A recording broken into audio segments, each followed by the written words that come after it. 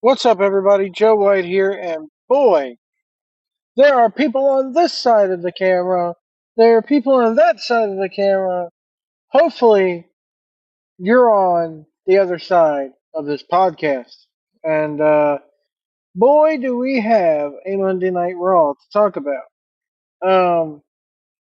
Let us get right into this. I want to talk about the Wyatt Six. I want to talk about CM Punk. I want to talk about Seth Rollins. I am hugely disappointed with something in WWE right now. Um, Give me 1 second here, guys. So they began with a huge Money in the Bank package, as they tend to do the Monday after a pay per view. Very well done by the production team. And CM Punk comes down to the ring.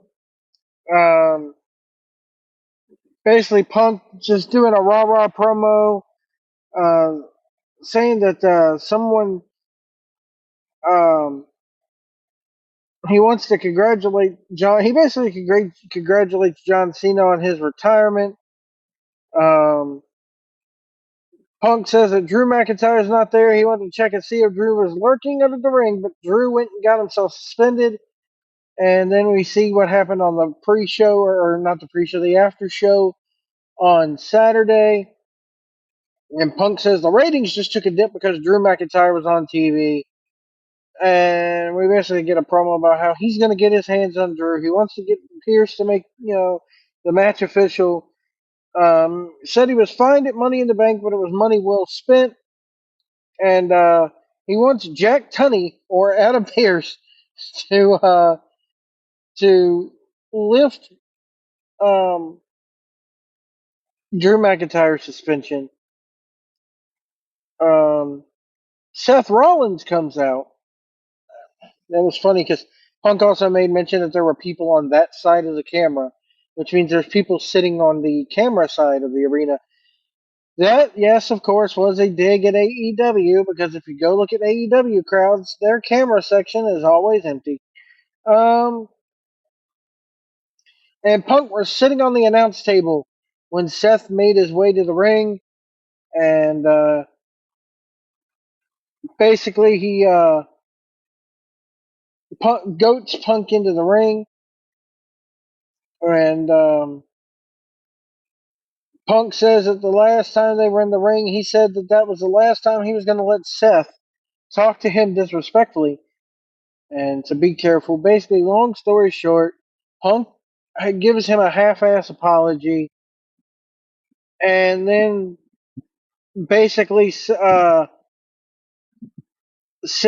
says that he can't really be sorry because it is Seth Rollins, um, and basically we're leading to a match between these two down the line.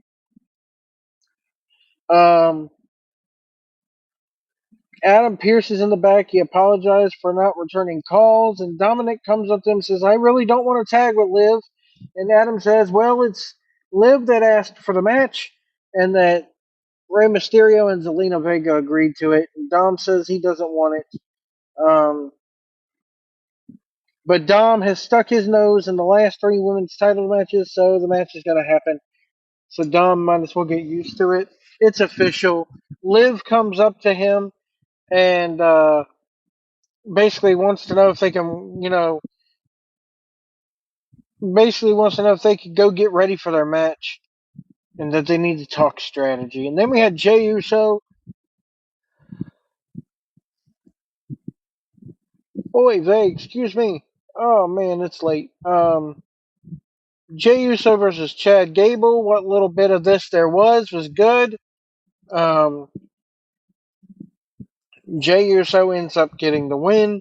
A lot of good chain wrestling by Chad Gable here. Good to see that. And immediately after he gets the 3 count, the lights go out, and we get the Wyatt Six spooky ooky ooky stuff going on. The bride makes her way um, to ringside, and basically she scares Chad Gable away, and then proceeds to dump the box on the announce table, and you know, I find it funny how uh they have Pat McAfee talk all this trash and do all this trash talking, yet he's afraid of the bride in the box. Oh man, excuse me. So then we go back to the locker room, and basically Sheamus is there, and basically congratulates Sheamus on his 15 years in WWE. Bronson Reed comes up and blah blah blah, and then we have sets up the match later on. Um, Bronson Reed versus Pete Dunne is next. Um, Very well fought match, but Bronson Reed gets the win. After the match, Reed is going to pull Dunne into the corner, and Sheamus runs out. Sheamus gives him a road kick, sends Reed to the floor. And then Pete Dunne pushes Sheamus away because they got history as well. Sheamus turned his back on the Brawling Brutes. It all goes back to when Dunne was known as Butch and had the chimney sweep gimmick and all that. No sign of Tyler Bate here. I wonder if that's intentional. Are they breaking those two up as a team? Sami Zayn, um, basically we're back. Damian Priest says it's time to move on. Seth, and here's my big problem. Problem number one with this whole thing. They've already in 48 hours. They've already, as my GPS talks in the background, they have already dumped the stipulation about Seth not being able to challenge for the world title. They've already dropped it, and I can't stand that crap. It used to be in the Vince McMahon era that we would drop stipulations without warning, without even without notice. But now they're giving us a little bit of a notice. Hey, it's gone. So what was the point of What was the point of it all? If you're not going to stick to it, what was the point of it all? And says that once he's done with Gunther, then Seth is going to get a title shot. So I mean, come on, guys. You have Bash at Berlin coming up, where Gunther, it's Gunther's, home territory, and you're. I really hope that they don't snub Gunther. I really hope that Gunther gets the win and gets the title. Um, Basically, Priest gets a phone call then and goes, "Hey, where you at?" And we see Sami Zayn making his way to the ring, and Sami Zayn goes, "Oh, I'm not an underdog. I'm a champion."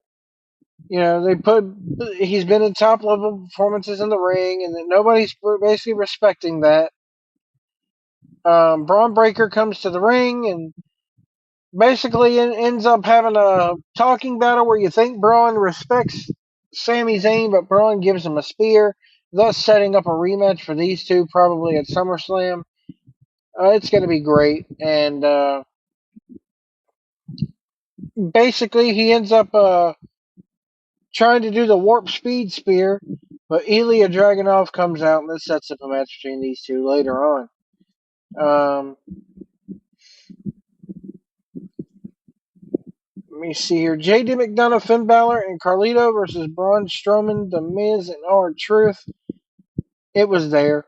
McDonough, Balor, and Carlito end up getting the win.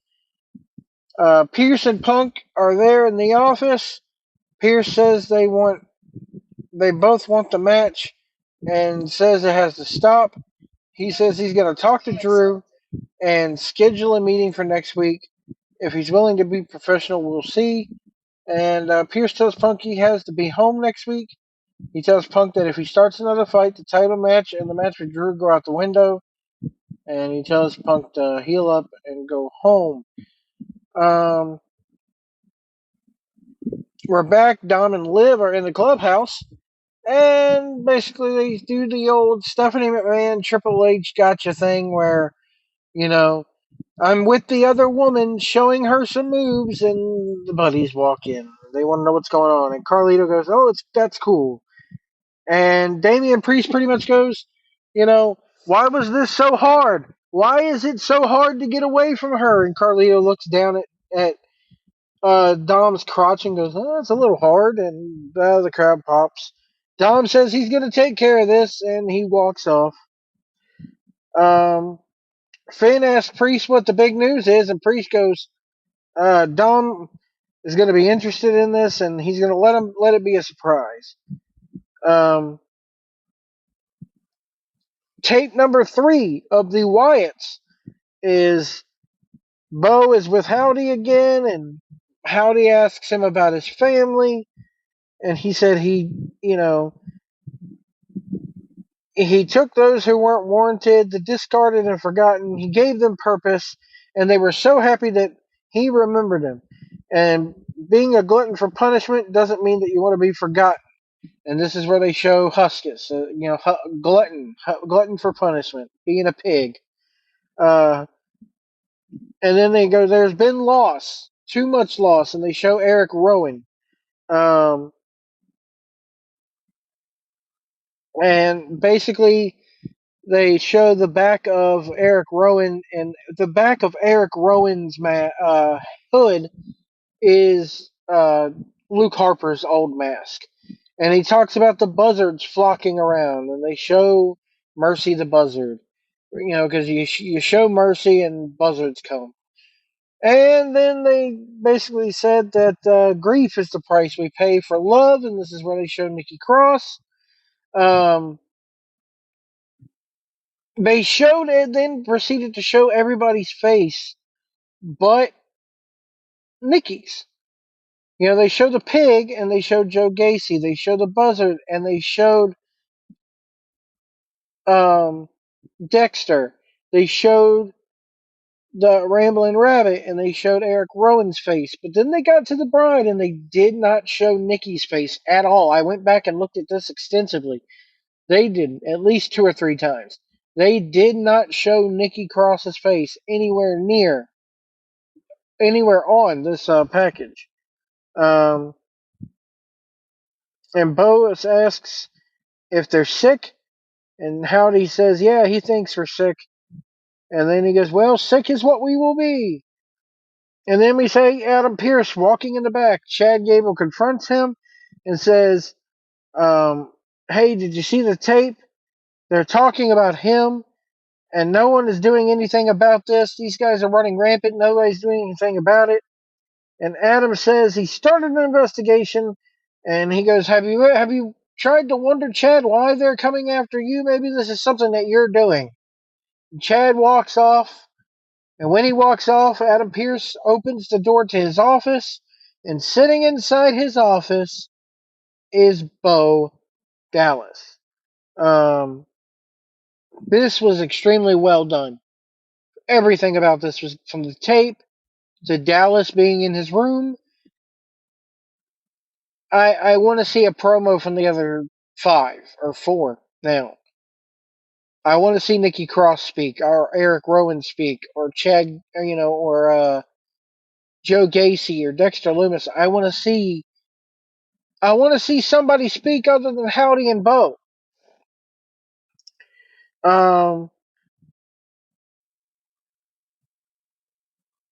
Io Sky is in the back, says Damage Control controls Raw. This is setting up the basically it sets up a 6-man between Damage Control and Lyra Valkyria, Caden Carter, and Katana Chance. We'll get to that one here in a minute. Ilya Dragunov versus Braun Breaker. This was amazing, as it always is. Let me see here. I'm just thumbing through my notes here real quick. Give me one moment. Alright, there we go. Ilya Dragunov, sorry, I lost my place there. Ilya Dragunov ends up winning. After the match, Braun brings Ilya back in the ring. Sami Zayn returns to the ring, flanked by security, and basically we get the pull apart there. But Braun ends up standing tall over Ilya and Sami, so it looks like we're leading up to a 3-way there, possibly at SummerSlam. We get a video package about Damian Priest and Money in the Bank and how he's gonna. He tells Gunther basically, show up next week. We're gonna do a face to face next week for a big title match at SummerSlam. And thank God, because they need to get Gunther back on TV. He's been gone for way too long.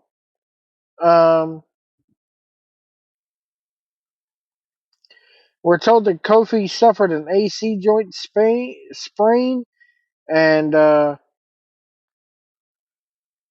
basically we get Karrion Kross talking about Kofi Kingston, and says that the New Day is dead. Then we have our 6-woman tag: Dakota Kai, Kairi Sane, and Io Sky versus Kate and Carter, Katana Chance, and Lyra Valkyria. The Kate and Carter and Katana Chance finisher, where one does like the little handspring deal off the other's shoulders. They need to stop it. That move is going to get someone killed. I guarantee you that there's going to be an instance one day where Katana Chance's leg comes down on somebody's face because she can't see where she's going and nor can she control it.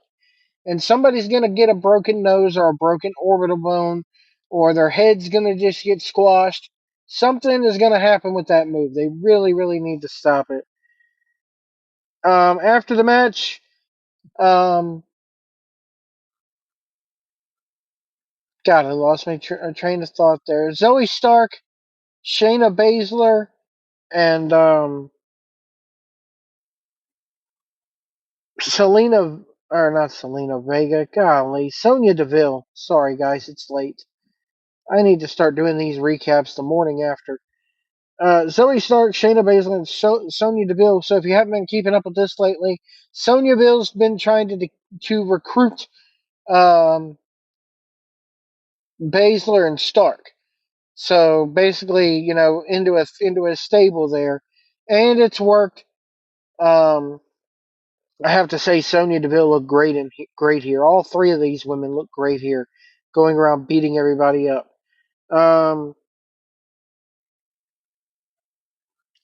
let me see here.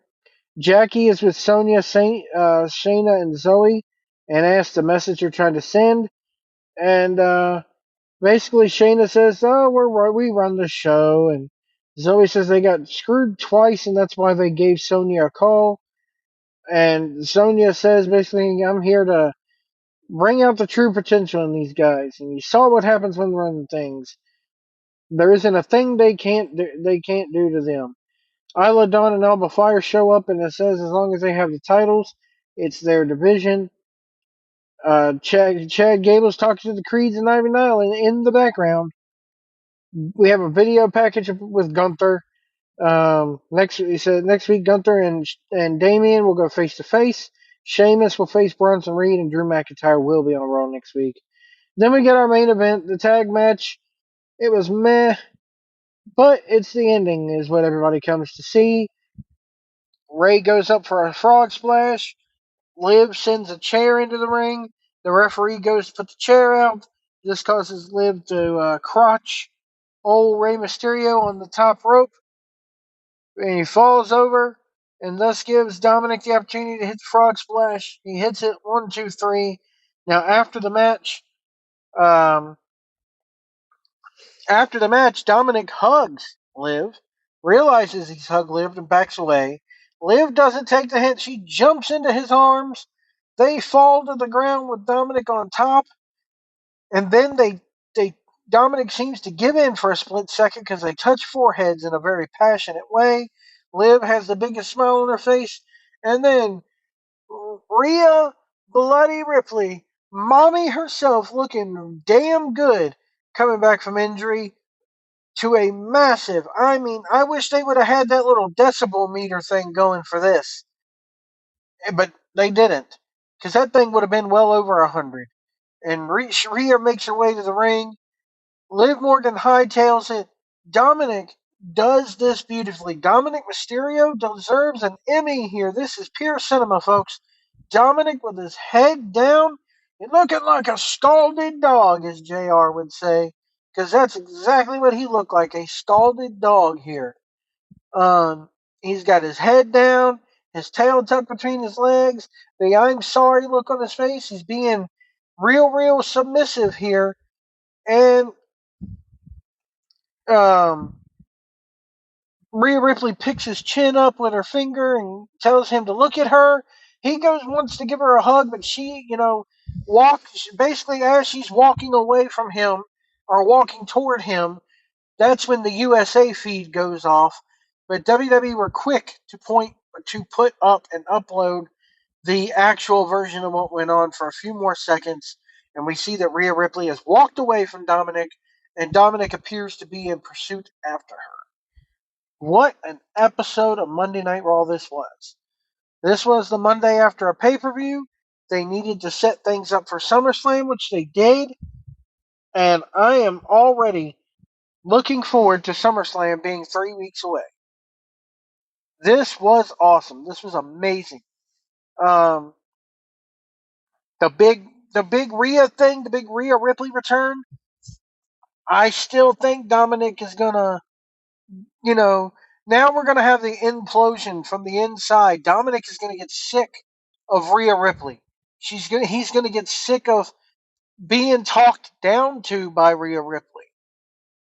Look at I could see them showing footage from this Monday from this very thing, and Dominic looking at it going, "I'm a pussy. I look like a total pussy here. What the hell?" And I could see him going over to going over to Liv Morgan's side, and at WrestleMania we're going to get a big tag match. I think it'll be Rhea Ripley and Damian Priest versus Dominic Mysterio, or Rhea Ripley and Damian Priest versus Dominic and Liv Morgan. I think that's what we're leaning to. We got to have Dominic do the full-fledged mommy heel turn first and turn away from her. We got to see Liv Morgan get involved more. Maybe they don't, do the big tag. Maybe it does lead up to Rhea Ripley versus Liv Morgan for that title at SummerSlam. I think Liv Morgan, since WrestleMania, has defended that title one time. I think. It's kind of sad, really. I can only remember one time that she's defended that belt. But anyway, I'm going to jump off here, folks. We will see down the road. I apologize for being so tired. Hopefully, the next video I'll be a little bit more awake.